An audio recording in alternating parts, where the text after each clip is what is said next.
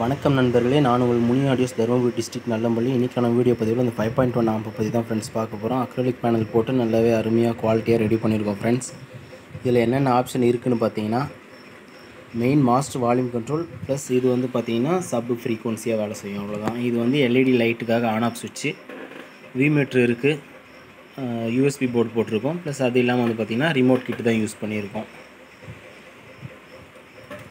Sound எஃபெக்ட்டுமே ரொம்ப அருமையாக குவாலிட்டியாக இருக்குது ஃப்ரெண்ட்ஸ்.